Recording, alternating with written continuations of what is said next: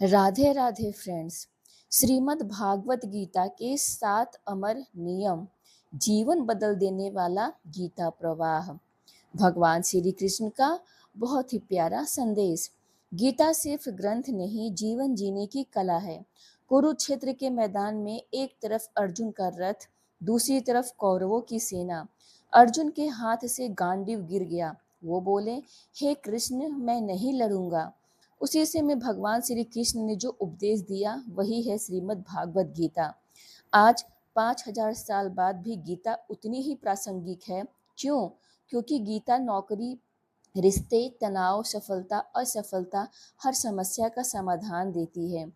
आज हम गीता प्रवाह के 7 सबसे महत्वपूर्ण नियमों को विस्तार से समझेंगे, जिन्हें अपनाकर आप या मैं अपना भाग्य खुद लिख सकते हैं। चलिए शुरू करते हैं।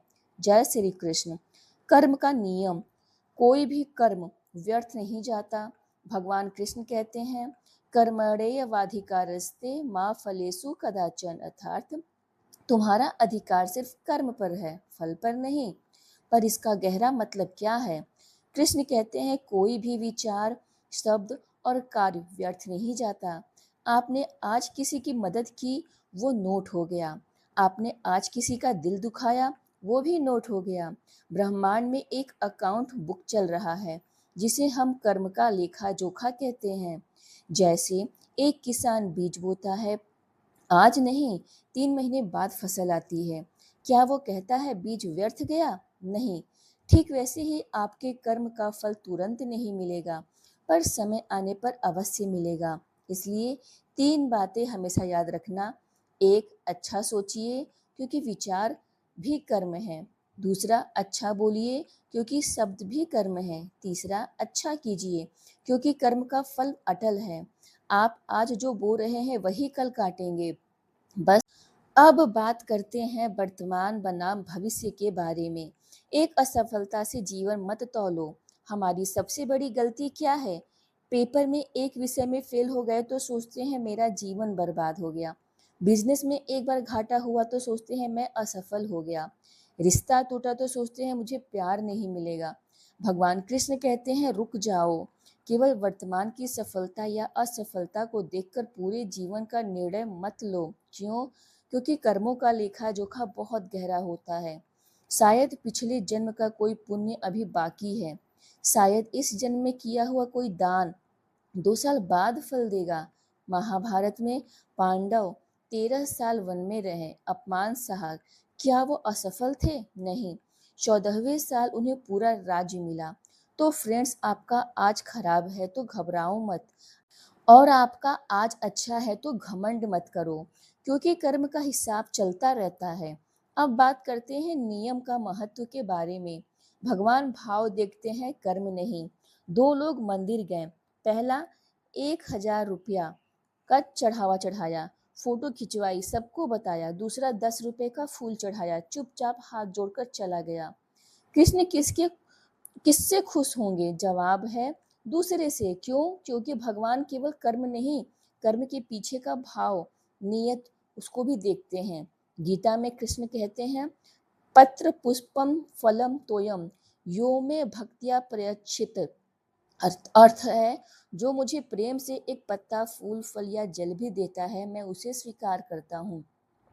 आज के समय में ऑफिस में काम कर रहे हैं, नियत क्या है? प्रमोशन के लिए या कंपनी के लिए दान कर रहे हैं।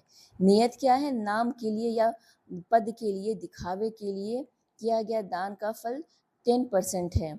निस्वार्थ भाव से किया गया काम का फल 100% है। इसलिए हर काम शुरू करने से पहले 2 सेकंड रुक कर पूछिए, मेरी नियत क्या है? अगला नियम है परिवर्तन का साहस। गलती मान लो, नया अध्याय शुरू हो जाएगा। सबसे मुश्किल काम क्या है? सॉरी बोलना। मुझसे गलती हुई मानना। हम क्या करते हैं? गलती करके 10 बहाने बनाते हैं।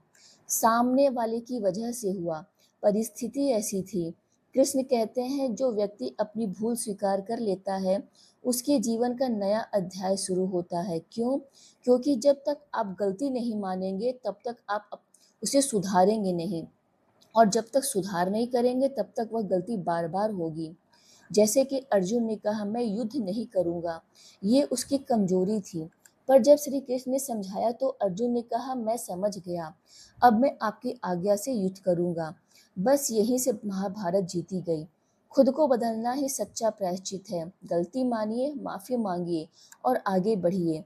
अतीत में मत उलझिए। अगला नियम धर्म का मार्ग। धर्म सिर्फ मंदिर तक सीमित नहीं। आज लोग पूछते हैं, मैं धार्मिक हूँ या नहीं, और जवाब देते हैं, मैं हर सोमवार मंदिर जाता हूँ। कृष्ण हंसते हैं और कहते हैं, धर्म मंदिर जाने तक सीमित नहीं है। तो फिर धर्म क्या है? धर्म आपके 3 चीजों में झलकता है। पहला, व्यवहार। आप दूसरों से कैसे पेश आते हैं? नौकर से, बॉस से, परिवार से। दूसरा है वाणी। आप कैसे बोलते हैं? सच बोलते हैं या झूठ? कड़वा बोलते हैं या मीठा? तीसरा है करुणा। क्या आपके दिल में दूसरों के लिए दया है? एक डॉक्टर 24 घंटे मरीज की सेवा करे, वो धार्मिक है। एक टीचर बच्चों को ईमानदारी से पढ़ाए, वो धार्मिक है। एक बेटा बूढ़े माता पिता की सेवा करे, वो धार्मिक है। मंदिर जाना अच्छी बात है, पर अगर बाहर आकर आप झूठ बोलते हैं, धोखा देते हैं, तो उस पूजा का क्या फायदा? असली मंदिर आपका आचरण है, आपका नियम है, भाग्य का निर्माण है। भाग्य जादू नहीं, कर्म का परिणाम है। लोग कहते हैं, मेरा भाग्य खराब है, मेरी किस्मत में नहीं लिखा। कृष्ण कहते हैं, रुको, भाग्य कोई जादू नहीं है। भाग्य आपके द्वारा किए गए कर्मों का संचित परिणाम है। इसे ऐसे समझिए, आज आप 30 साल के हैं। आपका आज का शरीर पिछले 30 साल के खाने पीने का परिणाम है। आपका आज का बैंक बैलेंस पिछले 10 साल की मेहनत का परिणाम है। आपके आज के रिश्ते पिछले सालों के व्यवहार का परिणाम है। तो कल का भाग्य क्या है? आज के कर्म का परिणाम।